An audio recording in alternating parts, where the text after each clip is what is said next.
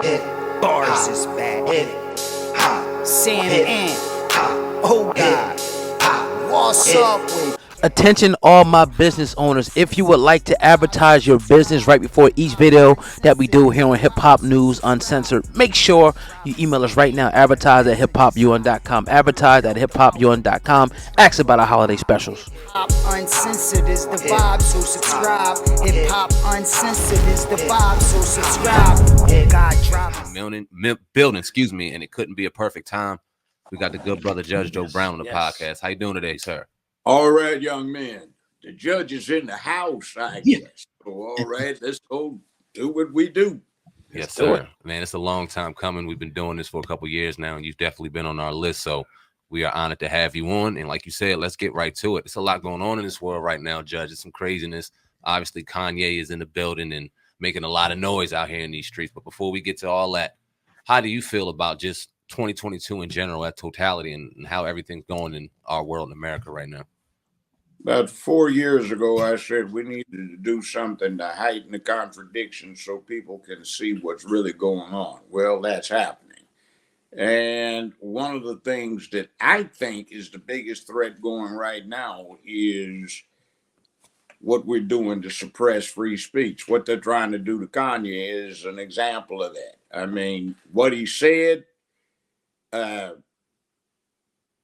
hey, that's supposed to hurt somebody's feelings? Well, too damn bad. I mean, but the example is he's looking at something and he sees it on screen, right?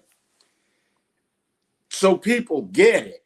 Let's say it's the Super Bowl and they've got a controversial play. Did the guy catch the pass inbounds, making it a first down, or does the ball go over to the other team? So they're showing the replay and people are sitting around, a bunch of them looking at different televisions in the same house and go, man, dude was inside, man.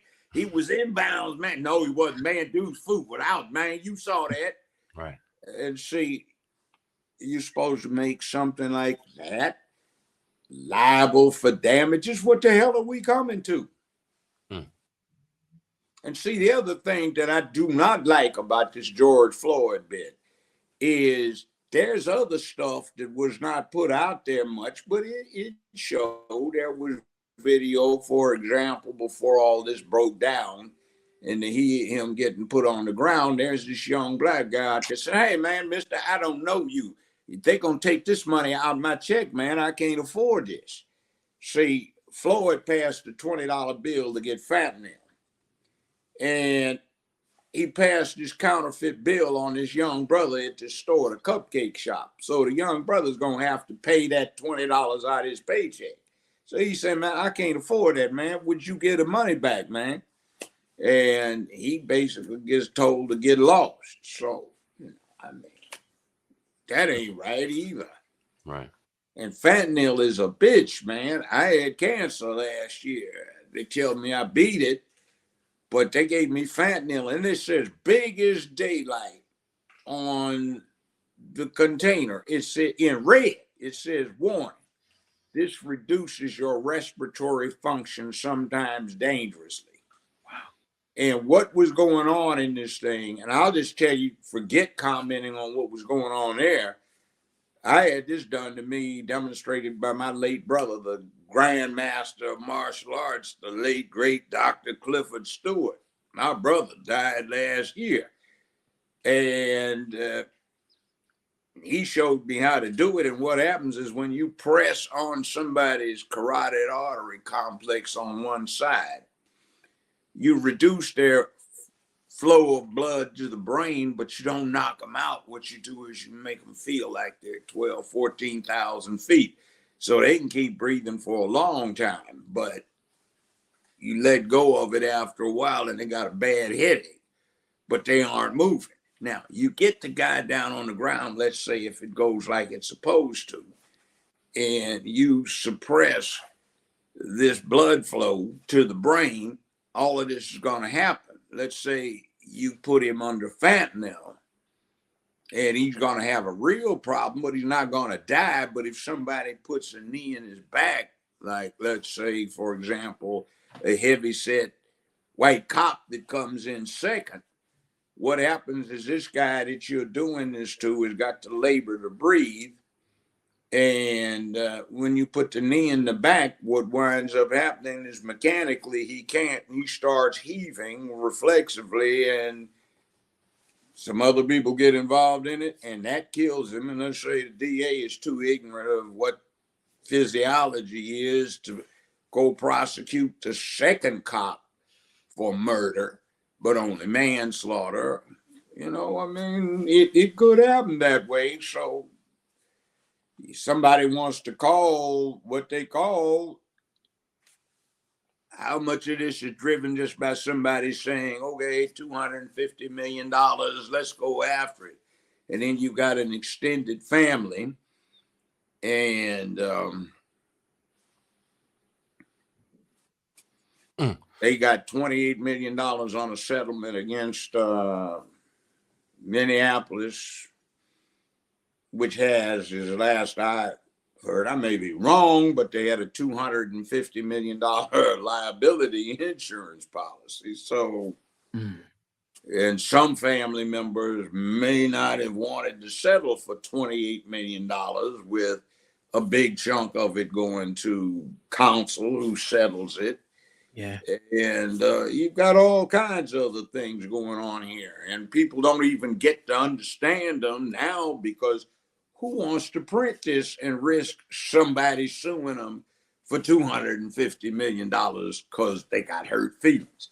I mean, I don't get it, because I grew up, man, when we ran the dozen. Hey, man, I don't say them about your mama, man, but last night, man, we was over there. Hey, man, you didn't know about that because you was asleep, man. But I apologize, man, if you got a new baby brother coming in 9 months, man, and don't tell your dad, man, or whoever that dude is, be staying over there, man, because you was at work, you know, hey, man, I don't see nothing about your mama, man, but she's so fat, man, she can't fit in the bathtub, but with 2 drops of water, man, that's why she can't get clean, and she smells so funky. Hey, you know, we used to do this for recreation, elementary, junior high, and high school. What happened? Let me ask you this. I'm going to get clarity on the fentanyl. Is it alleged that George Floyd took the fentanyl himself, or the cops gave it to him? I don't know. Okay. They have video of him in that cupcake shop. He was acting like he was high. Okay. Now, it works.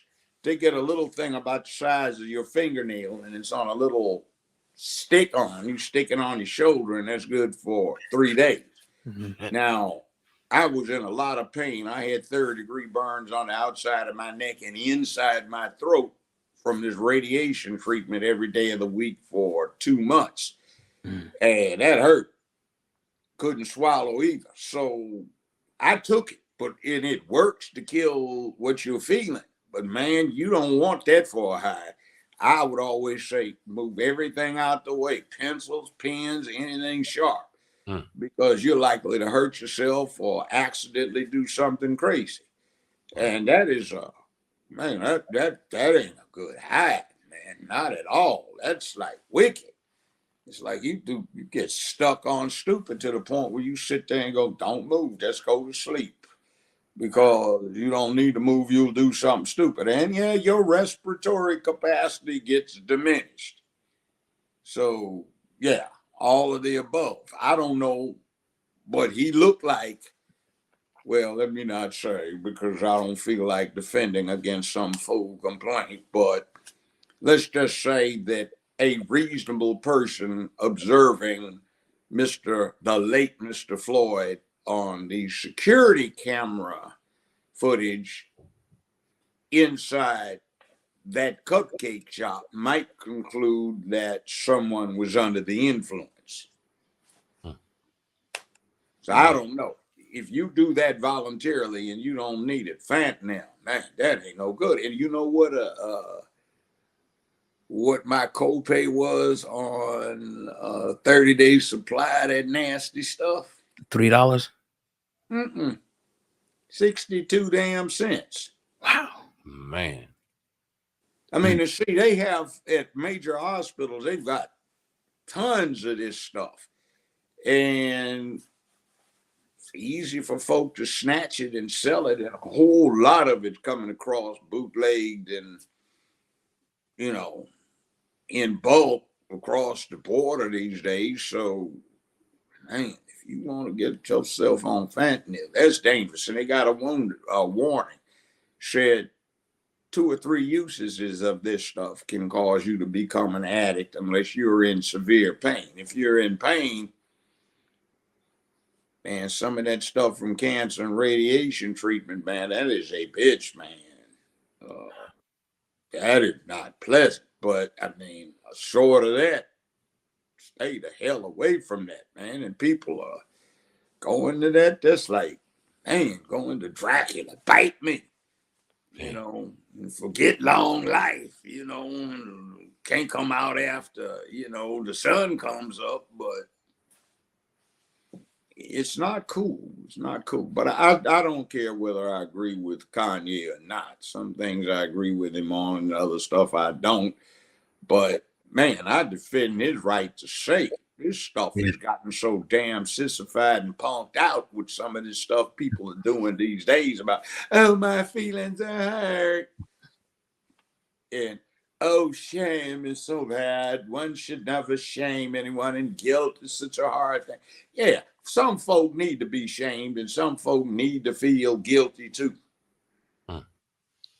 Absolutely. What do you think that this censorship sets the precedent for? I think it's going to make more people scared to actually speak out because they took it. It's already been set by the National Socialist Workers Party.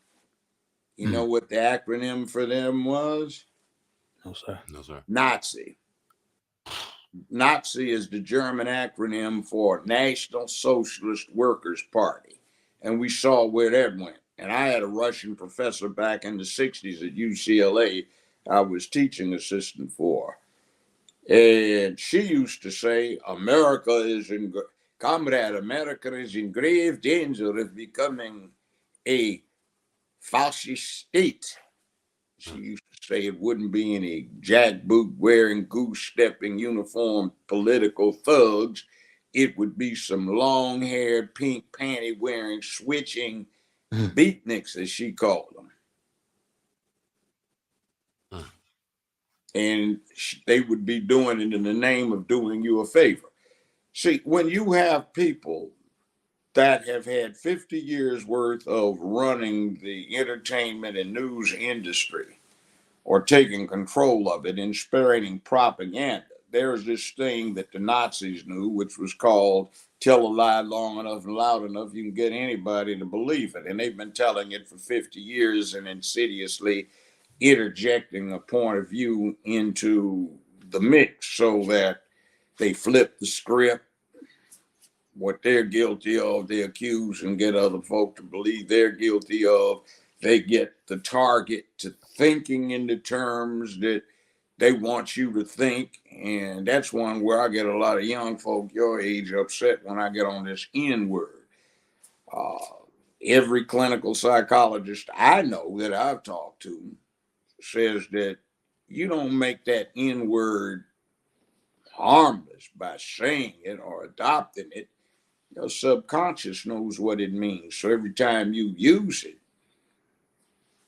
it secretly chips away at your own self-esteem. And plus, that is the work of the enemy.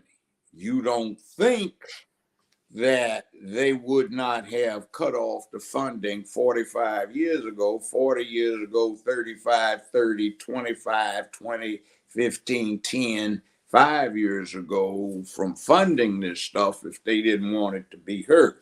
They want us to think of ourselves as ends. And by the way, that end of the 60s was a dead word, but not quite dead. You had, well, I used to run the public defender's office in Memphis, and back in the mid 70s, I had all these white employees who were afraid to go out and talk to black defendants and witnesses. And I'd go out. I was from Los Angeles, but I was in Memphis, got sent here on a fellowship. I'm going in the kitchen in the projects, and there's girls 13, 15, 19, and the 19-year-old is the client. And every one of the girls from 13 to 19 has children. And you got 10 or 12 little kids with snot dried all over their faces and food all over the front, crap on their behinds. They haven't had it washed in 2 weeks and they stink like hell. And the mama's going, little hen, bring me my cigarettes, you little fool, little pickaninny, blah, blah, blah, blah, blah. Oh, yeah, girl, he ain't nothing but no hen dog, just like his no good daddy. Yeah, girl, he ain't worth, you know. And you see, that was, let's say, 1976. Okay, 77. Well, let's fast forward 1987. That 7-year-old is now 17, going on 18. Let's fast forward from 87 to 1997. He's now 27, going on 28. Let's go to 2006. He's 37. 2017, he's 47. He's a 50-year-old man now. But what is going on is his mama, who was 15, 16, 17, 19 at the time, now is grandmama, great-grandmama, great-great-grandmama, great-great-great-great-grandmama, etc., with 6 generations, and she ain't even hit 60 years, 65 years old. 70 years old, and she's running around acting a damn fool, still evil. And we have all these young brothers who have been raised by being called the N-word and dogs. And like one young brother explained to me, this has been almost 30 years ago. I used to run these counseling sessions. He told his mama he was never coming back home because he wanted to grow up to be a man.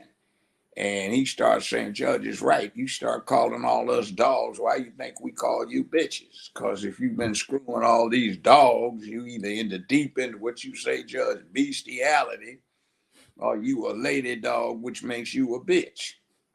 So you called it, and you ain't going to punk me out any damn more. I want to go up to be a man. And all of you and your friend girls up in here are like that, except you, Miss Jackson. I ain't never heard you do this, but ever since I can remember, you've been down in me. And like, me ain't nothing but no dogs, honey. Like, what do you think I'm supposed to grow up to be, a punk? You talking about I'm gonna be no good and all this when I grow up? Like, you putting all this poison in my head. What's the matter with you? So that goes on. And I ran into that kid again, but now it's almost 30 years later. He got grandkids. He's 45 years old, and he got all this gray beard. And I just dude walks up to me and said, Judge, you remember me? I said, no. I said, usually folk come up and say, did I give you some time? And I say, did I give you enough? She said, no. I was the one, if you remember, I walked out of that meeting, told my mama I wasn't going to be home when she got there because I wanted to be. Yeah, you the one talked about the bitch thing and the dog thing. Yeah. He said, I want to thank you for that. He said, I'm married now. Didn't have any outside babies, and I always work, and I try to teach my kids. Well, hell, my kids are doing fine. All of them in school. And I got 10, 15 boys around the neighborhood. I'm trying to teach what you taught me. I said, okay, yeah, that works. That works real well.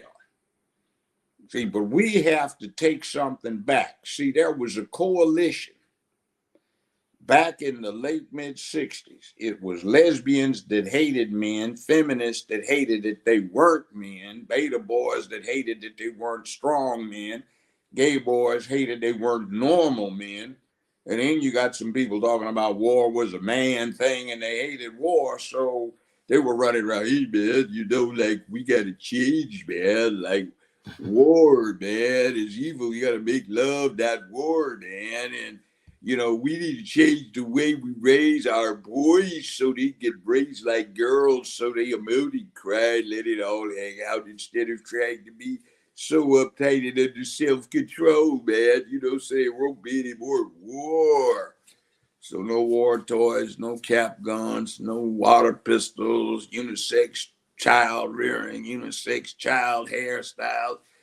The girls that were black start putting braids in their boys' hair instead of dreads, and the white boys, they started wearing long curled hair with pigtails in it, and the girls started getting butch haircuts, and the boys were playing with what's the male Barbie thing they got, and playing with Barbie and G.I. Joe and dolls and all this other crap. It just got out of hand. So it's led down the rabbit hole. And some of the things I hear, I'd never heard before, but I've heard them develop. And I said, man, I took propaganda for a year at UCLA, 3 classes worth. We were on the quarter system. And I said, man, they ran this game tough. And see, I know how to run it the other way. My brother, Grandmaster Ken Decker, Clifford Stewart, and another brother, Grandmaster of Martial Arts, Ron Chappelle, Dr. Chappelle now, myself. We used to run Trinity Avenue Elementary School playground in the LA City school system. Now, we put in place some stuff so we take 200 kids from first grade to the 7th grade to the movie every Wednesday downtown LA. It was just the 3 of us. We were young men in charge. We didn't have any noise or unruly children. It just didn't happen. But we started teaching them stuff. And, well, okay, 2 other kids we had on the playground you probably or may have heard of. One of them was a skinny little 12-year-old kid who wound up getting a real deep voice. And the world knows him as the singer Barry White. Now, we talked to his mama a lot. She went with the program and she let him get out of the swamp. Well, let us help get him out the swamp. The other person was the last individual executed on California's death row who seems to have co-founded the Crips. And he was a 14-year-old volunteer we had on the playground, but his mama wanted the check and wouldn't let him get out the swamp. So he just became the baddest ass alligator in the swamp. His name was Tookie Williams. So he wrote 6 children's books, and the punk ass California governor should have had the balls to have commuted his sentence to life. And in those books, he was trying to teach the children what we taught him. So this thing that you can do in terms of raising a fad, it's a science to doing that. 55 years ago, you could make something a fad in America with the communications they had then in just 6 weeks. Now you can do it in a matter of a week if you push it. So we have to push things to become popular and fads that are functional. Stuff like countering this thing about what is a toxic masculinity. Hell, I remember back 55 years ago when this crowd I talked about a little while ago was trying to corrupt masculinity. They started talking about, we must spread the word that masculinity is toxic, start off one thing at a time. Now people accept that as a valid word. It's not. And the other one is, homophobic. Homophobic isn't even 10 years old. And the word that was in the dictionary for centuries was heterophobic, which means the real terror of somebody gay, that somebody straight would hang him, burn him at the stake, castrate him, throw him in jail, ostracize him, embarrass him, fire him. they had that. So that's part of the propaganda process of you flip the script, turn it around so it goes to the other side. This thing about fear. It used to be, for example, the Democratic Party defended the Bill of Rights. You could always count on them, and the law and order guys that were on the far right, they would be trying to suppress certain things that are now perceived as criminal rights so that the wrong could be put in jail. And now you've got the left attacking the Bill of Rights and the right defending it, left trying to disturb freedom of speech, right to remain silent, search and seizure.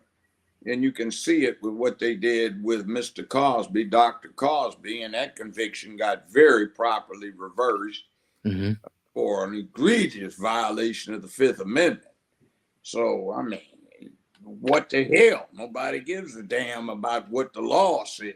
And right now, we don't even have 10%, 15% of the Congress being trained lawyers when it used to be 85, 90% were. It's even lower in the state legislative bodies. And a lot of people, well, even judges and lawyers nowadays, only 25% have ever read the Constitution.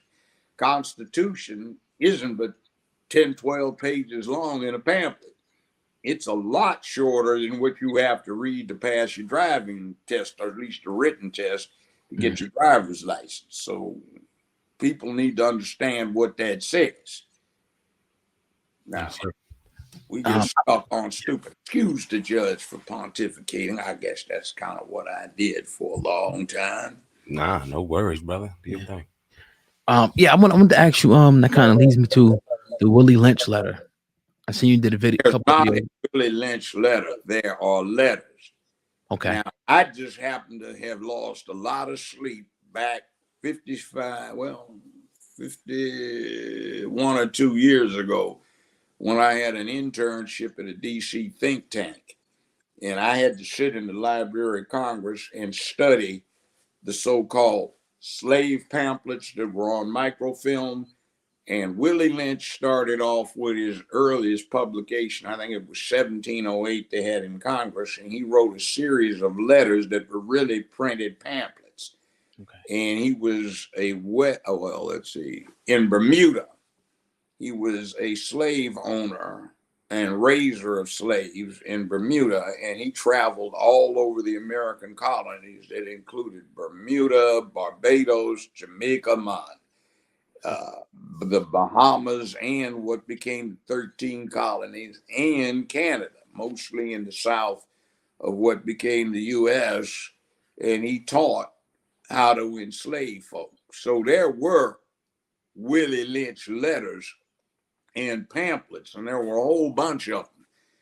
And for the 150-year period that they stretched over up until basically 1860 or so, was the most recent set of slave pamphlets that I had to read and research, they all were consistent. It wasn't just divide and conquer. The secret was that you raised slaves like horses. And I had a ranch out in California where my ex was raising horses, and I had 15, 16 of them around the ranch at any given time. And the way you do that is when you buy wild horses, which you could get for cheap for breeding stock, wild Mustangs, secret, you cannot domesticate a wild stallion, but you can domesticate a wild herd mare. So what you did is when you domesticated the females, which was sometimes a struggle, but when you domesticated the females, she would domesticate her offspring for you.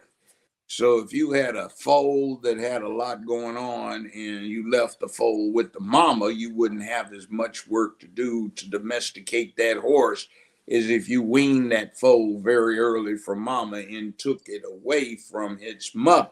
Then you would have a lot more work than you would have if the mama showed the offspring the paces. So they relied on the black woman to teach her children how to be good slaves. Now, one of the things that Willie Lynch advocated and was taken up was allow your fresh Negroes to run wild in your district. Watch them carefully. Figure out who the ones were that were going to be the chiefs. Get the leader, get his assistant, pick out which one you were going to use to breed with, and then strip the other one naked, torture that one, have him sodomized by a freak in front of all the children and the women and the rest of the slaves. And the slave women would no longer look to their men for protection. So you just killed one of them and used the other one after you crippled him for breeding. And that way you would have the slave women exercise their selfishness to become grandmothers, which seems to have been a thing then. So they would raise their boys and girls to be good slaves so they would survive that long. And that was one of the secrets to slavery. Never deal with a mature or elderly slave male. Always deal with the elderly, mature slave females. Now, where did the men go wrong? Well, you had all of this territory from what was the eastern seaboard all the way to the Pacific Ocean, and a lot of Native Americans out there that black folk could have escaped and allied with, and it would have altered the entire history of the country. Something like what they did down in Florida with the Seminole Indians. You had the 5 civilized tribes: Choctaw, Chickasaw, Cherokee, Creek, and Seminole. And we could have done that, but the black men apparently didn't, not enough of them wanted to be warriors. And then a great deal of the reason why was you didn't catch too many warriors and make slaves out of them, though you did. And they tended to cause a lot of trouble when they got brought over here. Now, the slave trade in terms of importing slaves ended, I think it was 1807 by the Constitution. So you've got a problem with how they bred slaves. One of the most insidious things that I read, by the way, was this. Willie Lynch, not so much because it was very early, but later on, the slave masters were instructed to go in with their fellow slave owners and buy a stud. Now, there was a peculiar attribute they wanted this stud to have. They also wanted him to make a good preacher. So make the stud the preacher and allow slave marriage. So the slave male would find out that when his female wife, well, his wife was believed to be in heat, the slave masters would bring over the stud preacher to sleep with his wife, often on his pallet in his hovel. Wow. And that would do what now would be called demoralizing him. And the slave masters were told to attend the services regularly, not so much to eavesdrop on what the slaves were up to, but to watch this. And this was in those pamphlets over and over. When one of the slave women got happy and got to shouting and rolling on the floor and thrashing around, now they call it getting the spirit. They did then too. That meant that they were coming into estrus or were going to be feral within 3 days. So make sure that the slave preacher would have sex with her so you could increase your livestock and your workforce. So, I mean, it was all kinds of insidious stuff. And then that carries over into now. I used to represent the Black Baptist Ministers Alliance, 35 some years ago around here. And I remember attending a seminar they were having on life insurance for the preachers. And this guy was saying that their actuarial table showed that black preachers tended to preach for about 50 years before they retired, assuming good health. So all of a sudden it clicked in my mind. This was back in the 80s. I said, oh man, wow. It's 1860 and they've got a 20-something-year-old black preacher who's a slave preacher. The Civil War hadn't started. He's been screwing all of the babes in the church, and he's going to preach from 1860 to 1910. When the preacher takes over from him in 1910, assuming one of these old Southern black churches, he's going to do the same thing that his daddy did, in this case, his predecessor. He's going to screw all of the women, and the grandmothers and great mothers of the church are going to be used to it. And this dude is going to be preaching from 1910 to 1960. So in 1980, the preacher that took over in 1960 would still have another 30 years to preach. And he would be in the position of being the grandson, effectively, of the slave preacher. And grandson's doing what dad did, what granddad did, and that's screw all the chicks in the church. And when you see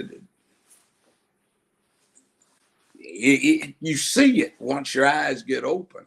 It's like, we know about germs, right? So if you're in somebody's restaurant and the floor looks clean and some food drops on the floor, I mean, maybe you want to go for the 5-second rule, but most of us will just throw it away. But some people, oh, that's clean floor, let's eat it. No, there are germs down there. See, when you know what the germs are and you have an idea, you can see stuff that other folk don't see. And yeah, we have these slave pamphlets, and yeah, there was a Willie Lynch, and it was more than a letter. It was a whole bunch of them. I went through about 25 of his pamphlets. See, he sold these things, and they brought him around the British colonies to give lectures on how to raise slaves for fun and profit. Goodness gracious. To kind of evolve and talk about today's level of slavery within the music industry in particular. Oh, yeah. Them young brothers, one thing I got to say, I don't want to co-opt this, but questions that I would ask is, what's happened to the black music industry?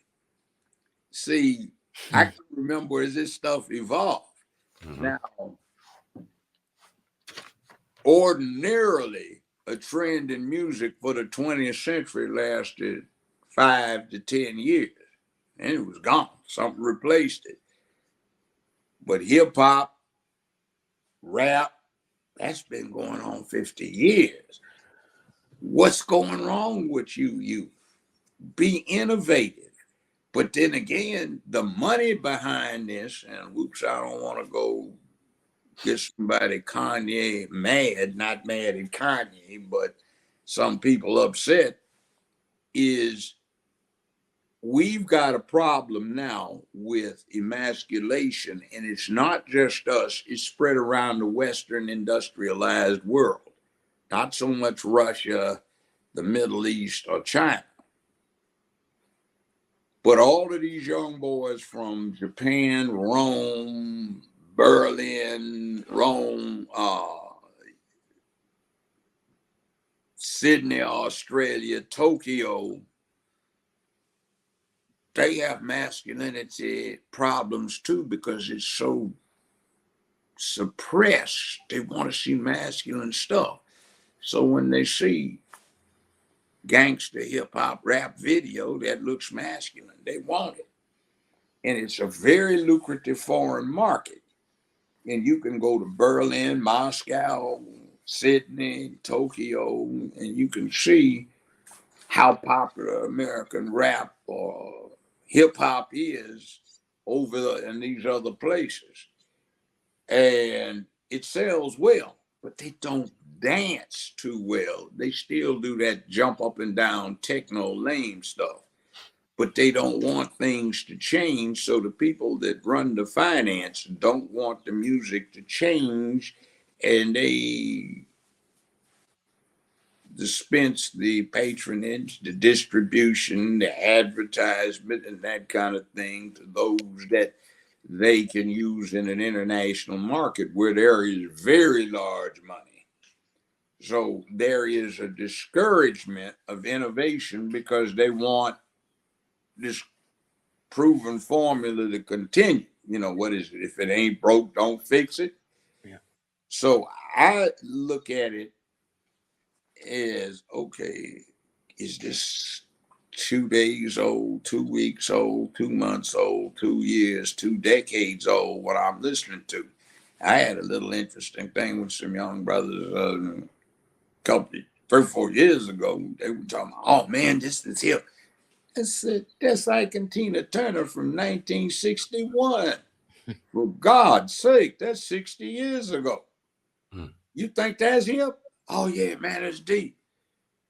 Oh, and you go into a nightclub, I can still dance. I can throw down. Really, I can. Always have been. But I walk in a nightclub and I say, you know what's bad here? Everybody from 21 years old who can get up in here to 75, 81 years old can do the same dances. Maybe not as well, but they know what they're doing and they're familiar with the music. There is no way in hell my parents would have been familiar with what I was doing, or we would have expected them to be familiar with what I was doing when I was 20 something, let alone what their grandparents were doing.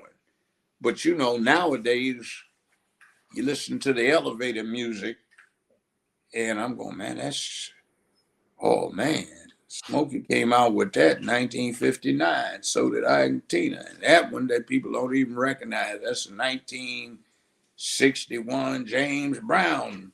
Who's that? I don't know. Never heard, because they don't recognize it, but it is the same. So we need some creativity and we need some breakaway, and you guys are going to have to get up off this shit about you don't want to rock the boat. You're going to have to rock the hell out of it and start putting some message out there. I can remember a thing we used to dance to back in 1959.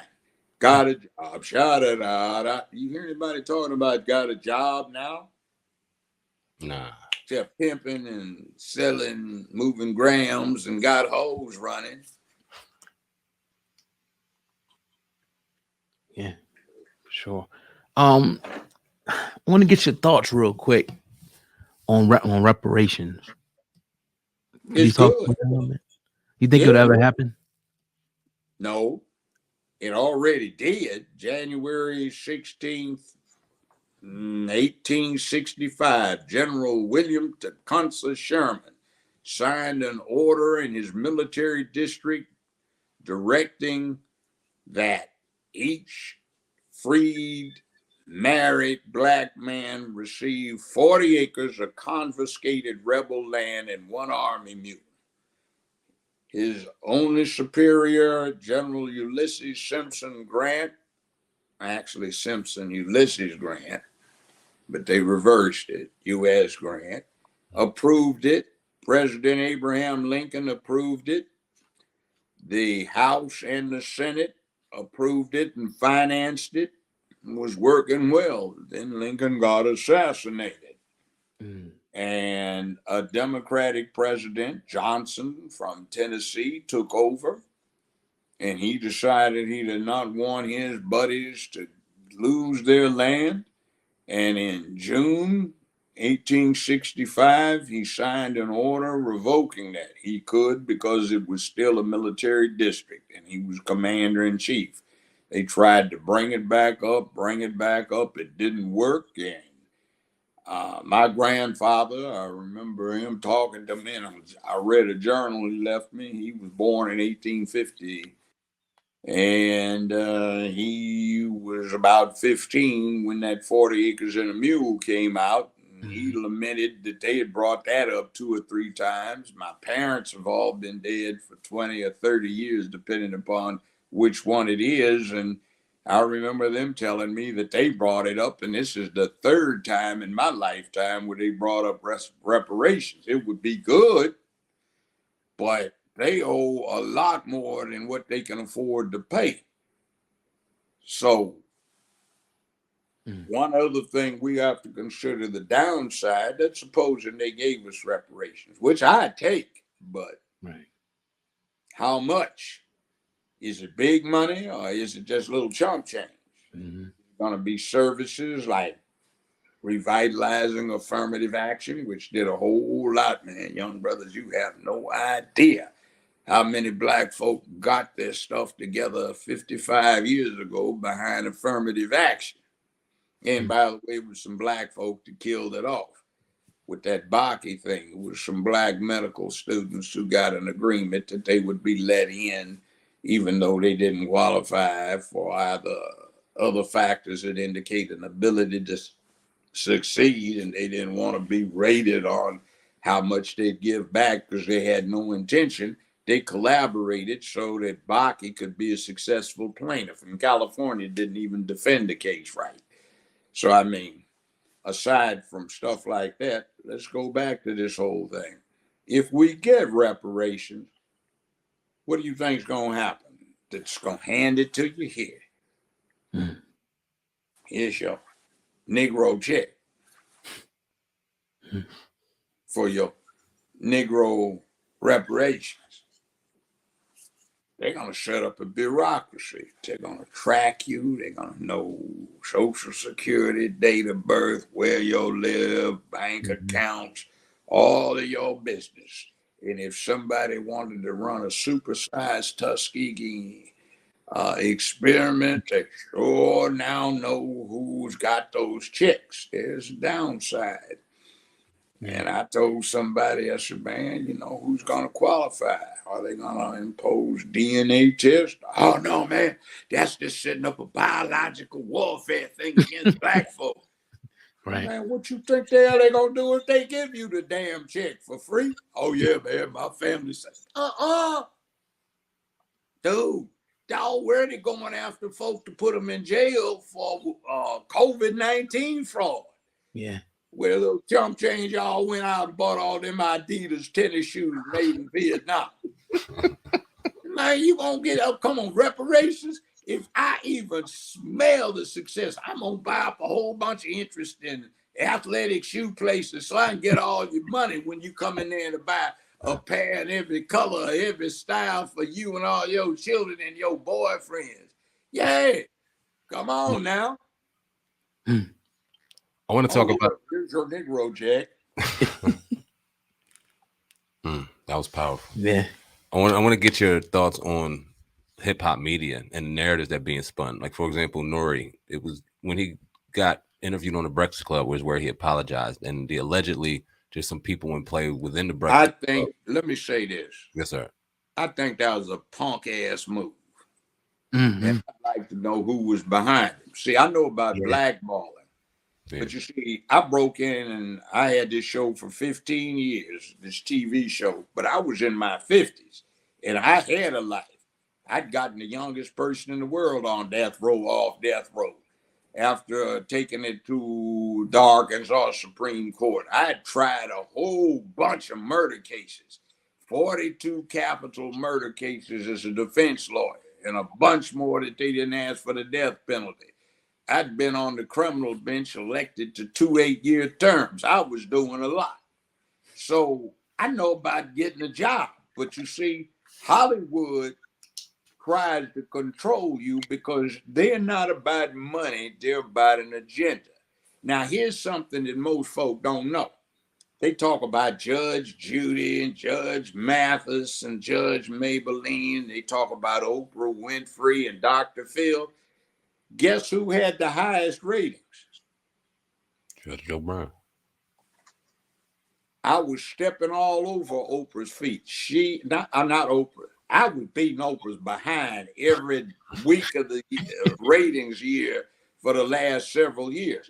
It was Dr. Phil, Oprah Winfrey, Judge Judy, and Judge Joe Brown in this select 4-show section of CBS syndication. They tried to knock me down so badly, they wouldn't even put me in TV Guide in Los Angeles, California. People calling up, when's the show?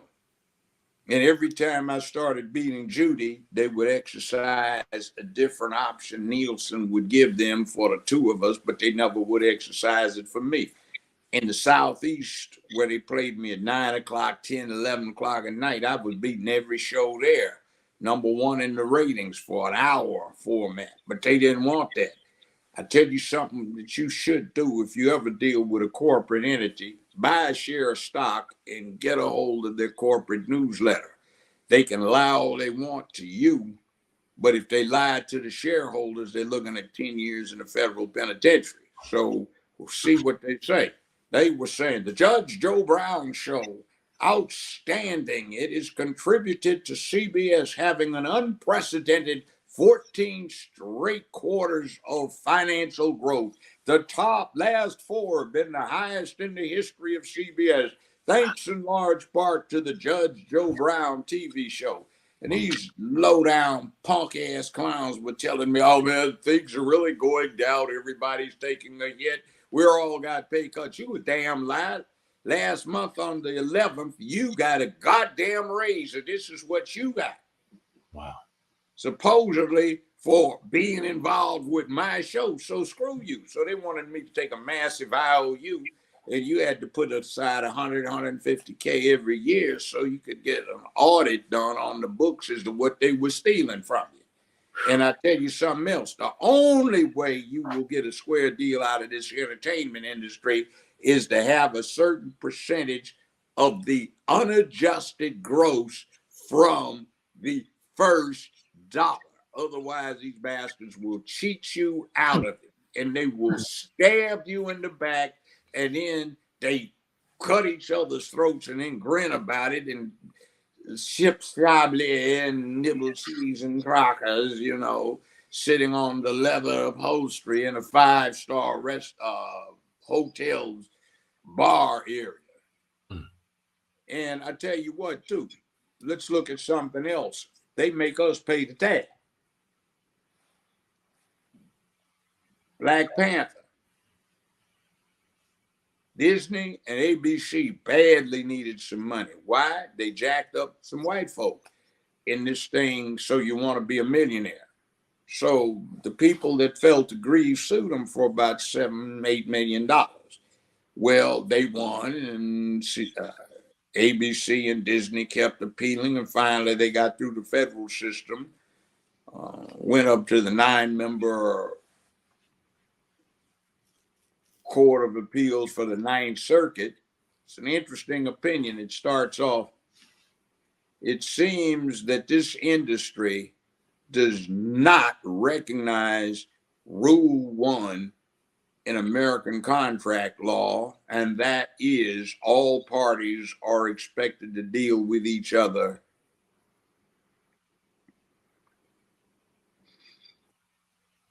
well, taking the language, just straight up and be honest, in good faith. Okay. Yeah. They said, we'll fix that. So they raised the judgment from the requested $7 or $8 million to $580 million. Sheesh. That was in 2011. And the United States Supreme Court refused to hear it, so it was affirmed. So there's no appeal. So the plaintiffs hold liens against all ABC property in the country and all Disney property. And most of the rides at Disney World down in Florida, and a lot of them at Disneyland, had everything that came out of it other than operational expenses going through to the plaintiffs. So they couldn't pay the interest, and the judgment had risen over $1 billion some. So Hollywood has very little cash. They do a lot of reciprocity and exchanges and all of this other stuff. So they came up with the Black Panther movie. And my sources tell me they were discussing it in the hallways about predictably how they could get black folk to pay a lot of money. Now, what did they do? They got a formula. I used to hear them discuss it when my show was with Paramount. Now, the formula is interesting, but let's take that movie. The worst thing in the movie was that last battle between the men and the women of the tribe trying to kill each other.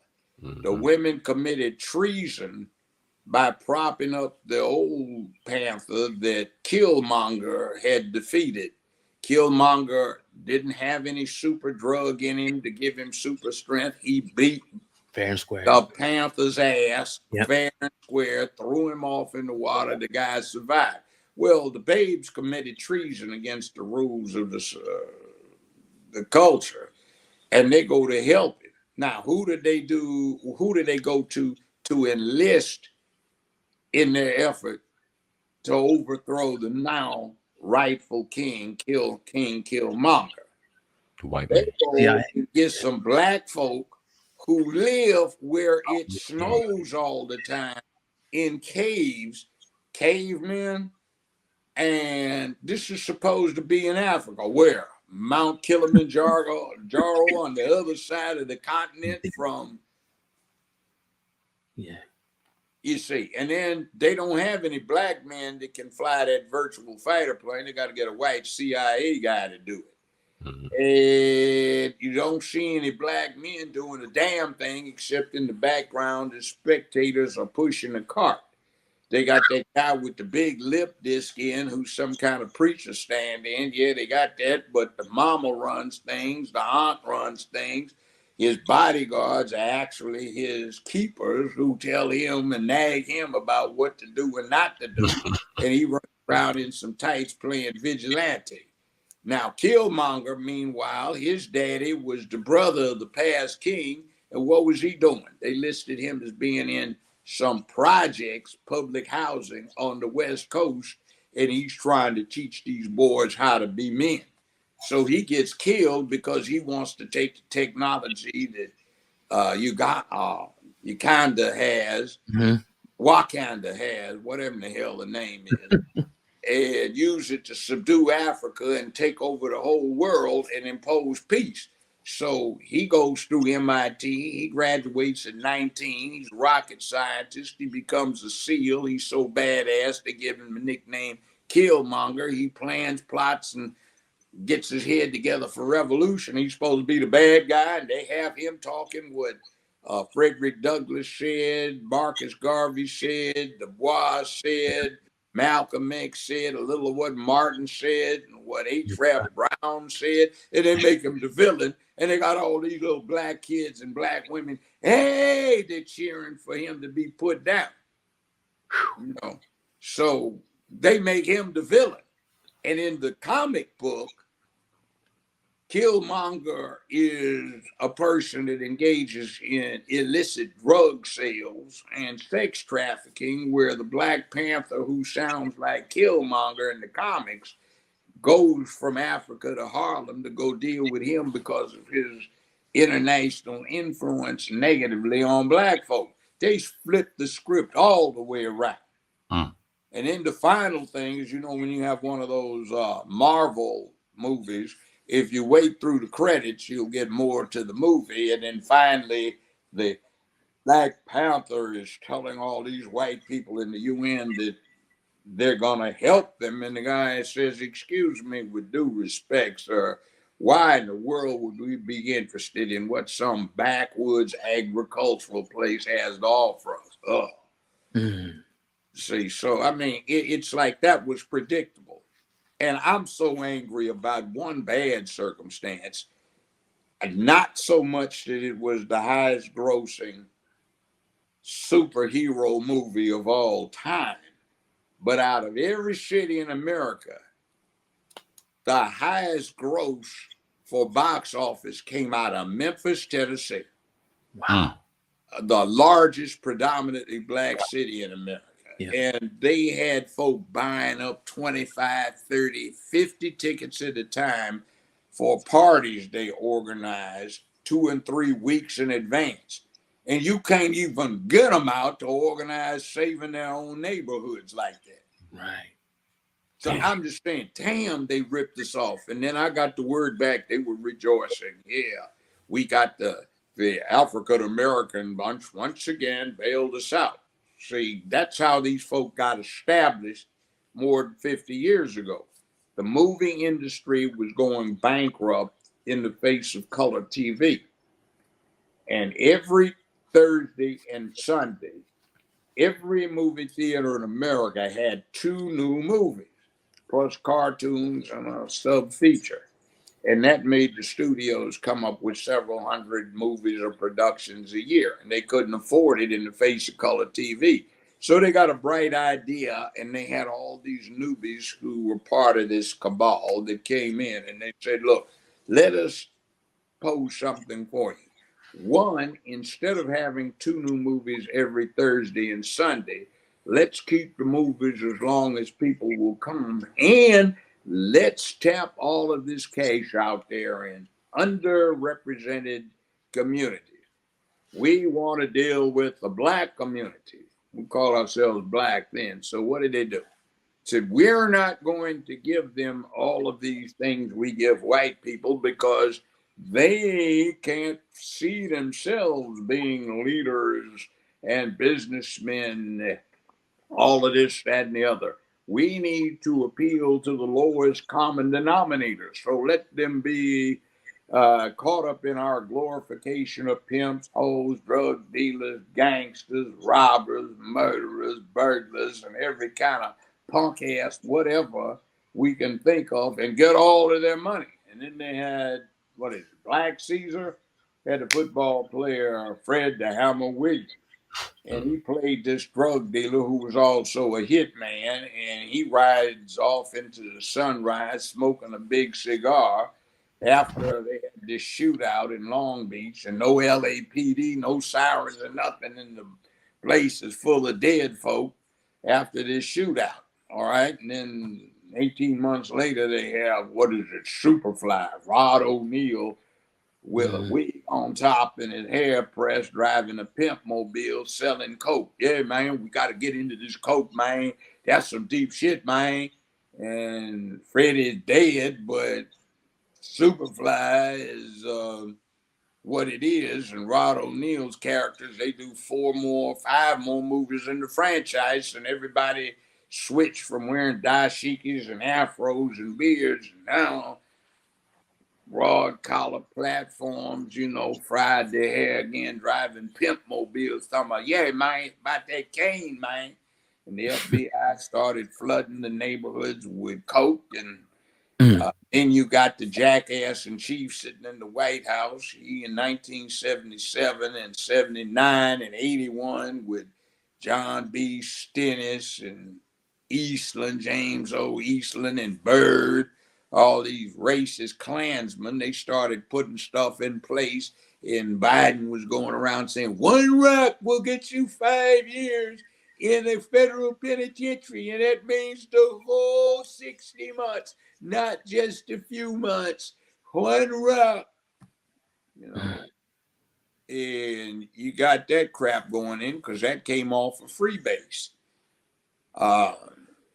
Then you got that crackhead Hunter Biden son of his. So, right.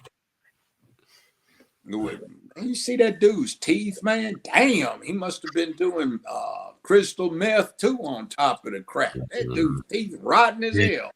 Looked like he came out the Middle Ages someplace, somewhere down on a country ass farm, down in a swamp somewhere, down in Louisiana. I kind of got a 2-part question to add on to the whole Black Panther thing. One will be part 2 of the movie. It seems like it's like a women thing going on with that, especially the cover. And then the death of Chadwick Boseman. They say he died from cancer. Obviously, it looked like it. Do you think that? Yeah. Could you speak on that? Well, let me put it this way. Did you see the movie Jackie Robinson, 42? See the one on Thurgood Marshall? See the one on Joe Louis? Did you see Gods of Egypt? Didn't see that one. No. See it. Okay. Somebody plays the flamer in that, who is the god of wisdom. I mean, just flaming. You can feel the heat all the way back in the 37th row of the theater. That's part of this thing where they identified the parts, not with the character, but the actor. So they're trying to push fluid gender. So this same person plays a badass boxer, a hell of a lawyer and civil rights activist who used to be known as Mr. Baseball because he always carried a baseball bat. He was notorious for warming somebody's head. That's Thurgood Marshall, and he always had a requirement when he went someplace, have me a 12 gauge and a carton of buckshot. So if it comes to that, we can deal with it. And Mr. Baseball, number 42, 44, 42, yeah. Mm-hmm. And you see, you can be flamer, you can be boxer, you can be baseball player, you can be brilliant scholar. That's what they did, or you can be superhero. So that's what they were doing. And this movie, the next one coming up, it's like Woman King. Yeah. Oh, that's really poisonous. You know what the story is behind that? First off, there was no woman king. They had a queen, but there was an active king. There were three brothers, blood kin in Dahomey. And they were tribal nobility. Well, the tribe in question was paying tribute to the Yoruba up north of them in Nigeria. So they hooked up a deal with the white folk, the Dutch and the English, to supply large number of slaves for them. What they did is interesting. They had every guy who was an official or a war chief countered by a woman counterpart who was close to him by kinship or something. And the king kept the women in the court with him so he could control them. And he gave each woman veto power over what their male relative or kin did as an administrator or as a war chief. So he could keep things under control. He would not allow any of the African aristocrats to participate, so there would be no rival. And he did set up a small unit of Amazons to go around and try to do a little police work or report back to him. So that continued for quite a few decades when the slave trade was going on. When the Europeans said no more slave trade, and the Americans in the Constitution said no more slave importation after, I think it's either 1807 or 1806, somewhere there, 1808. They decided to suppress it, and they quickly fell. So there was no woman king anyway. But what they did is the feminists glorified this to get people used to the idea. And they are glorifying some people who were enslaving a lot of their fellow Africans. Not saying it wasn't done, but they ramped the process up. An analogy would be, let's supposing Jewish women decided that, okay, women aren't being honored enough for being aggressive. Let's pick a German woman in World War II, even if she happened to be a Nazi and she was rounding up Jewish people and sending them to the concentration camps. Let's honor her. Well, that's the equivalent of what they did with that movie. They picked a woman who was in a position and her Confederates who were in a position because they were promoting slavery.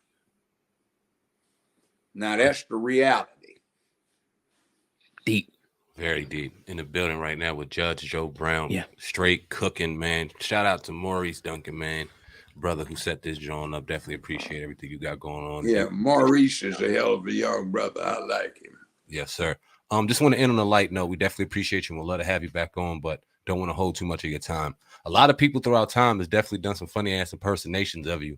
Are you like the type of brother that enjoys those, or did you take offense to any of those? They crack me up. I have thick skin. But before I say that, there's two things.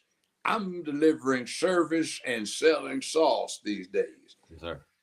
JJB BBQ. That's Judge Joe Brown. JJB BBQ. That's barbecue. JJBBBQ.com. Go there and get yourself some. You'll find it's the best sauce you've ever tried.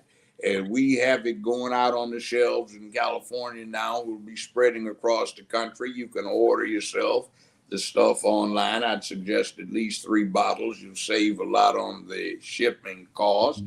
And we just signed some paperwork with a large online business that delivers in these electric trucks. Nice. So we're going that way. And the other thing is, I'm semi-retired. I don't need to work except for amusement or to keep myself occupied or doing the right thing. But they talked me into running for mayor of Memphis, Tennessee next year. So I filed the treasurer's appointment, and that's going to be JJB for mayor of Memphis, Tennessee in 2023. Nice. Send Brown downtown if you want to take back your town. So it's JJB 23. Let's take it back. And we can make this city a mecca for the United States of America, especially for our folk. And I'm going to completely revise the way the police department is structured. We're not going to have any of ineffective civilian oversight. We're going to have civilian control of the police department. Like you see with the Pentagon, you got civilian commander-in-chief, you got a civilian secretary of defense, Army, Navy, Air Force. We'll have civilian directors, sub-directors, homicide, uniform patrol, traffic, etc., juvenile. I'm going to set up some community arbitration panels where lawyers aren't allowed to practice, something like what I did with my show, so we can get people an opportunity to have peaceful resolution of conflict rather than popping caps on themselves. I'm going to do youth counseling.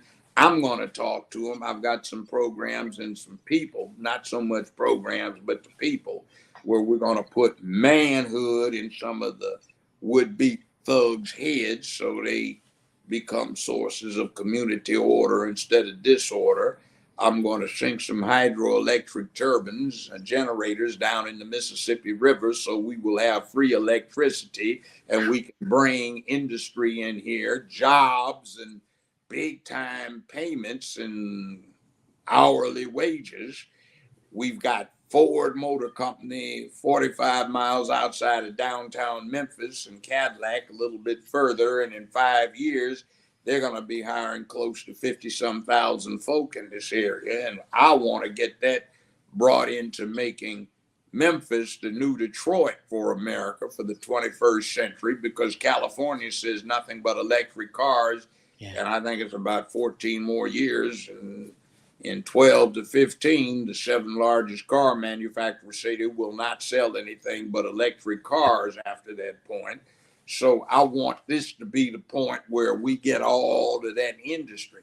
We have barge traffic where these barges are loaded up in Europe, put on ocean-going barge transports, brought across the mid-Atlantic to the port of New Orleans. They drop the hatches and bring the barges up to Memphis, which is the distribution center of North America for Canada, U.S., and Mexico.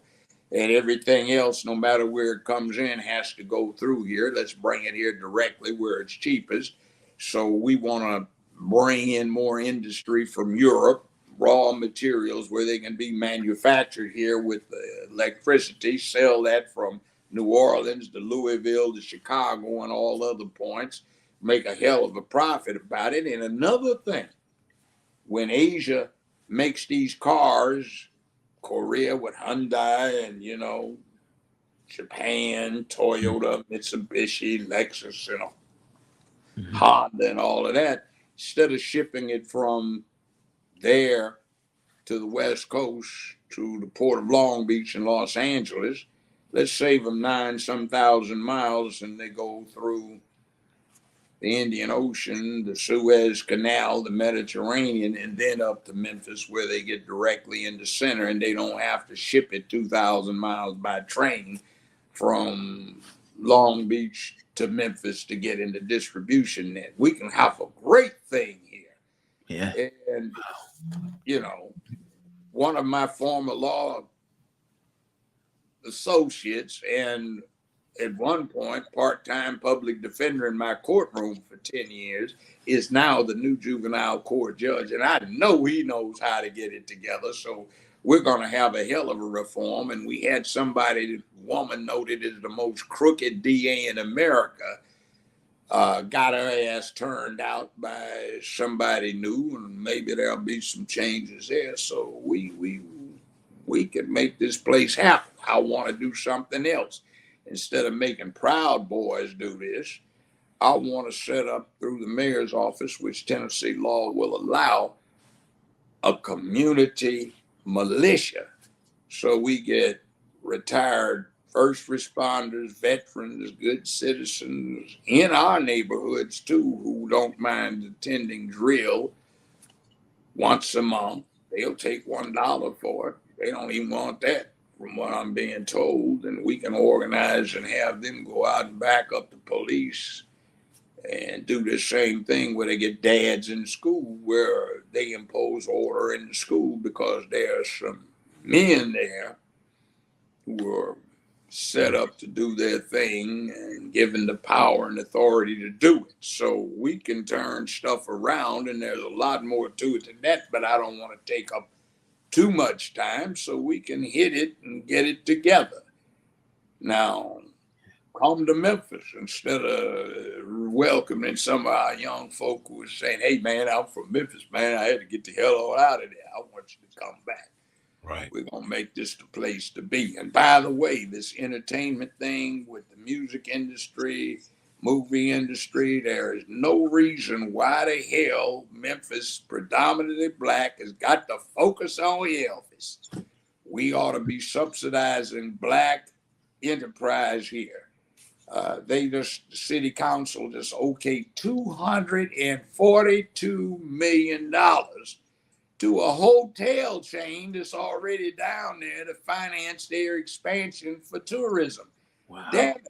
Most of the people that live here ain't tourists. We could use the money for black economic development, white, black, brown, red, yellow, small businessmen and whatever. And we can sink city money into other banks, developing them from what they're doing right now with a Canadian bank that's locked everything up here. So we can get these banks to be able to extend credit, financing, and whatever to other people besides the ones that get all the gravy. So, I mean, there's a lot we can do. Absolutely. Yeah, definitely a legendary interview with a legendary man. We definitely appreciate you, Judge Joe Brown, on the Hip Hop Uncensored podcast. We would love to have you, whenever you're available again, man. Definitely appreciate it. Get with young brother Maurice. He's got my line. He'll get it. For sure. If you guys want to talk to me sometimes about life and things that I can't say on yes, sir. Types of places, statute of limitations hasn't run, and I still have people want after me because I was the last judge on that James Earl Ray matter. And if he hadn't died, I would have written an opinion that he was not the killer. And in fact, the FBI supplied the murder weapon, the ammunition, and recruited the two-man team that killed him from the fire station, not the flop house and not the museum. That was one of my questions. I was going to ask you that. Man. Yeah, well, I thought you were going to. Everybody likes to. And it's a shame that this colored caucus is out there. Oh, my God, the FBI. Do you realize what the FBI is? Yeah. They got created before World War I to go after the first black world heavyweight champion, Jack Johnson, because the white women liked him too much. In fact, he wound up with a white wife. So they set up the FBI to do the studies to get what they call the Mann Act. Now, you may recognize the Mann Act. They went after R. Kelly with it, and they convicted him of it, amongst other things. Yeah. So Jack Johnson got arrested when he was on a train with his white wife, and they went across Georgia for 15 minutes on the way to a seaport. When they stopped, the nascent FBI jumped on board and arrested him because at that time, Georgia said you couldn't have a white wife. And they said under the Mann Act that was transporting females across state line for illicit purposes. So he got convicted. He escaped from federal custody and fled to Europe, where he was in France for a long time until his mama did one of those crazy things. I want my boy to be back. I want to see him one more time. So he snuck back in the United States, got caught, had to serve his time, got out, got killed in a car wreck in 1946. And my parents and my grandparents thought of Jack Johnson like most of us think of Muhammad Ali. So, I mean, he was the brother that nobody could whip him, and he was whipping. I mean, these fights would be 48 and 50. I think he fought one fight, 54 rounds, and he was putting folk down. I mean, couldn't anybody stay? He'd be grinning when he was knocking folk out. You know, yeah, man, right on, brother, go ahead. You know, this is like, at my age, there were a lot of people younger than me that were black, had been alive during the Civil War as grown folk. And they were going, yes, yes, you know. I mean, this was heroic, white women aside, you know. And at that point, we all had this thing about white men taking whatever black women they wanted to have. And, you know, when I first started practicing here 50 years ago, I'd get up in the rural areas of Tennessee and everybody was brown or dark in the family, and they got somebody with blonde hair, and nobody said anything because mama was coming back being a maid, and some white boys were coming home from a football game drinking beer, and they decided to get them some black nookies. So, you know, wasn't anybody upset about that. Yeah, return the favor, man. Yay. You know. By the way, I grew up in Los Angeles, California, in case that didn't come out, but I've been in Memphis for 50 years. Got sent here on a JOB. I had a fellowship out of Howard, Community Laureate Fellowship. I didn't go to Howard Law. I went to UCLA Law. Got here, little resume. I grew up in South Central Los Angeles, went to John Muir Junior High School, a little bit of manual arts, and then I went to Dorsey High. Then I went to UCLA, did some substitute teaching. And if anybody is listening, by the way, go down to 79th and Western, down in the hood, and go to D's Original Takeout Grill, where Chef Damon's there. He does catering for all of the black celebrities out there. And he will give you that barbecue cooked up, either pig, cow, duck, chicken. Well, I don't know about duck, turkey, lamb, goat, fish, you name it. He does it. Greens, good stuff. Check it out. You'll enjoy it. Again, that's a little sale, you know. I don't. We my little vacation money, you know. And I'm single, so, you know, I feel like the ladies, I ain't as good as I used to be, but most of the time I'm better than I ever was. So, you know. The OG, Judge Joe Brown, dropping gems on the podcast. Sir, we definitely appreciate you. We're going to get in contact with Mr. Duncan and definitely have you back on soon because there are topics that need to be discussed that other platforms are scared to do. So we appreciate you coming on and doing everything for us. And thank you very much. And aside from the program, you just want to chat, man. I can give you some fill-in that you might be able to use your own. You don't have to give me credit for it. Ask him for my number. Send me a text. Let me know who you are so I can get my phone to let you come through. But anyway, man, it's been fun. Yes, pontificating, but that's what we old folk do. We got to spread what we know before we stop breathing. You know? Yeah. No, we appreciate it. We appreciate the wisdom and pray that we get it one more time, man. Thank you, Judge Joe Brown, the Hip Hop Uncensored podcast. Salute. Thank you, sir.